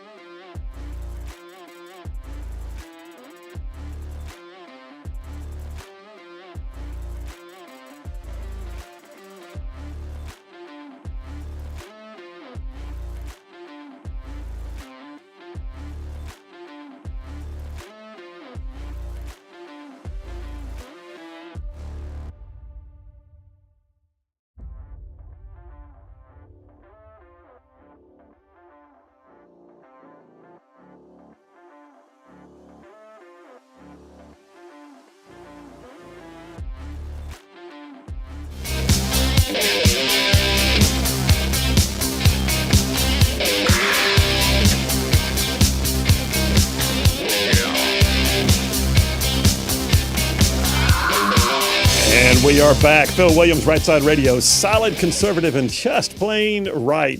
Like making common sense like a superpower. We were just sitting here talking in the studio. I'll go to the phones here in just a minute, but just talking in the studio about, the World Economic Forum and like things. What would happen if there was societal breakdown? And Big Rig brings up the toilet paper crisis of what 2020, I guess it was. TP crisis of 20. Yeah. Can you imagine if the World Economic Forum decided that we didn't need toilet paper anymore? Toilet paper ruins the environment. You can't have toilet paper. Coffee and toilet paper. I'm not having any of it. Just saying. Them's fighting words. Just saying. I got nothing. Yes. Let me jump on the phones real quick. Is that Jeff Rowe? Jeff from Indiana. How you doing, brother? I'm doing pretty good. As long as I don't have a battery-powered truck, I'll be fine. Well, and let me ask you, man, I hope you were listening earlier when we had that sound clip about doing away with coffee at the World Economic Forum. I'm pretty sure the trucking industry was shut down, wasn't it? Well, I drink coffee when I'm working. I don't drink coffee when I'm not. So I could go either way. Well, that tells me you need it. We need it for the wheels of commerce to continue turning. Yeah. But what other things is causing all this CO2 stuff and everything? Maybe we should ban carrots or broccoli? I mean, I'm sure there's some CO2 involved there, too. Sooner or later, it's all eating Soylent Green. That's where we're going to be. I mean, I can just hear them over there now, and they're, like I say, their best Goldfinger Bond voice. No, Mr. Peasant, I expect you to die. Which is one of the most classic Bond lines of all. That's right up there with Bond, James Bond. Shaken, not stirred. Then, oh, Mr. Bond, I expect you to die. Go ahead. But the thing about it is, Phil, though, hey, I'm willing to give them power back and everything as long as I'm granted 2-to-1. I mean, basically, a charger is just a power inverter. Got AC current goes into it, puts out DC. And then, reverse it, DC goes back to AC. If they want to pay me 2-to-1, I would take that deal. Well, yeah, and oh, by the way, can they credit your bill? That's the other thing, too. Now, I do know right now, by the way, this is real, I knew a guy that put solar panels on his house, and he was telling me he had discovered, and it's true, that if you generate more power than it takes to run your household, that Alabama Power will technically buy back power from you. I don't know how that works, if they're truly inverting it or if they're just crediting you for, not straining the grid. But nonetheless, it's possible. But I just don't think they better automate it. That's going to be a bad deal. Well, they used to do that in Indiana. A guy had a big solar, panels all over his house and everything, and it basically charges batteries, and it power inverter puts out 110. But they quit paying them for it now because it'd make your meter spin backwards. And they quit that now for some reason. So, yeah, they didn't want to take no money from us. I mean, hey, we're competing with some guy with solar panels. Is that kind of like when you borrowed Dad's car at night when you were 14 and you brought it back, put it on blocks, and tried to run the odometer backwards? Well, you just had to be smart enough to figure out how to undo the cable and put a drill on it. Oh, okay. You sound like you've done this before. Well, listen, I don't think the World Economic Forum has an armed military force, but if we ever see them developing their own security force, then I think it's time to really get worried. Yeah, I don't know what's going to happen over there anyway. It's just it's a shame that these they don't. Maybe we should tell them they're just a bunch of Israelis and everything. Maybe the Iran will go over and bomb them off the face of the earth or something. They want to kill all the Israelis anyway. We'll just tell them that the people in Davos are just Israelis. Yeah, we'll watch and see, or for that matter, just make sure that that Davos goes ahead and talks about their anti-Semitism, and Israel will do it for us. Listen, where are you at right now, brother? Where are you on the road? I am at the 22-mile sticker in Tennessee here, Pulaski exit. So you're already past Buc-ee's, but not quite to Nashville. Yep, I'm in limbo. Okay. All right, well, be careful out there, man, and we'll talk to you tomorrow. Have a good one, Phil. You all have a good one. All right, we'll see you. Let me wrap this thing up. I mean, I got a couple of great articles here, one from the Wall Street Journal and one from Daily Wire that talk about Davos and what their agenda really is. You heard Larry Alex Taunton earlier, and he said their goal. I mean, it's almost like Thanos snapping his fingers, right? their goal is to reduce world depopulation is one of their biggest tools, is one of their biggest, dreams, I'm sorry. Ben Shapiro in Daily Wire came out an article just a few days ago, January 13th, 10 days ago. He says, in recent years, the WEF has pushed for a great reset of capitalism to transform industry in pursuit of their so-called fourth industrial revolution. This includes pushing concepts of social sustainability and environmental sustainability onto global corporations. It's a call to revolutionize the world and how it works. He went on to talk about the fact that this is top-down social engineering by the big brains who believe they understand things in Davos, Switzerland. The piece from Wall Street Journal came out a day or two after Ben Shapiro's. This one's written by a guy named Walter Russell Mead, and he points out, he says, the breakdown of global security right now is actually undermining the economic integration of the globalist agenda in Davos. And the rift between China and the West is driving a decoupling. In other words, the unstable world caused by progressive policies and by tyrannical issues going on in places like Iran is actually hindering the ability of the globalist agenda at Davos, which means they are now at odds with each other. Meanwhile, we sit here and watch and just want to make sure that we're still allowed to drink coffee and use toilet paper. There's that.